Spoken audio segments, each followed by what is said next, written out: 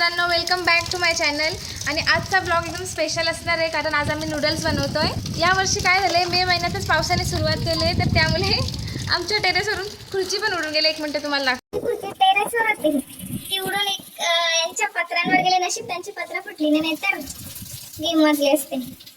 So पटापट किचनमध्ये जाऊ आणि नूडल्स बनवू. हे आमचे आचारी दीक्षाताई ठाकरे आणि मी जस्ट ब्लॉग शूट करते कारण माझ्यात जितका आलस आहे तितका कोणामध्ये नाही. एक माझ्याकडून मिस्टेक झाली, मी मान्य करते.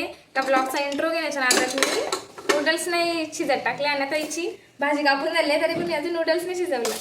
हे तेल टाकतोय त्यामध्ये आणि नूडल्स अजून पण शिजत टाकलंच नाही. नूडल्स शिजत टाकले आहे ते या साईडला आणि इकडे मी तेल कधीच टाकून ठेवले. त्यामध्ये लसूण, काय कोबी, शिमला मिरची, कांदा आणि बाहेर पाऊस आता थांबला जरासा.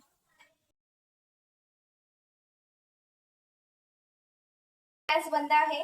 सो तुम्ही याची दक्षता घ्या की तुमची गॅस चालू असेल. कुठे लायटर? दीक्षा घ्या. हा, ही आमची दीक्षा आहे, बट तुम्ही दक्षता घ्या की तुमची गॅस ऑलरेडी ऑन असेल. काय चालू तर परत 5 मिनिटं जातील ताप आलाच. इकडे बरं झालं असेल तो बघा, नूडल्स आपलं शिजून जातील. मी व्हिडिओ करते ना आणि तुम्ही बनवलं असं करते व्हिडिओ.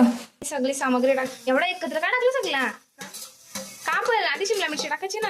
या पोरीच्या हाताला चव जाम आहे. आपण वाटत नसेल बघून चेहऱ्याकडं, पण आणतो हाताला चव जाम आहे तिच्या. टाकणार आपण म्हणजे टोमॅटो केचप, म्हणजे माझी फेवरेट शेजवान चटणी. कसा नवरा त्याची चटणी. चटणी नाही, रॉकेट आहे रॉकेट. आणि हा टोमॅटो केचप आणि हा डार्क सोया सॉस. तर ते सगळं आपण यामध्ये टाकू आणि मस्तपैकी mix mix mix mix mix.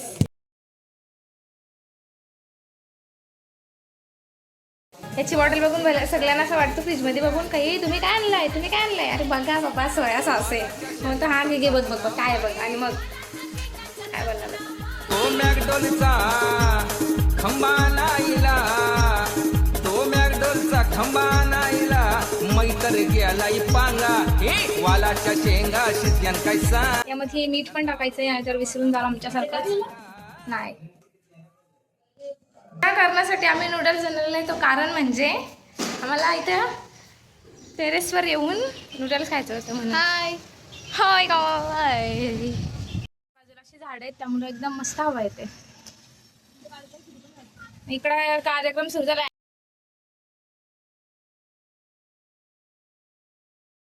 आपली नूडल्स आहेत जे आपण इतकी मेहनत करून बनवले मगाशी. सो आता मी पण खाते, त्यामुळे हा ब्लॉग इथे एंड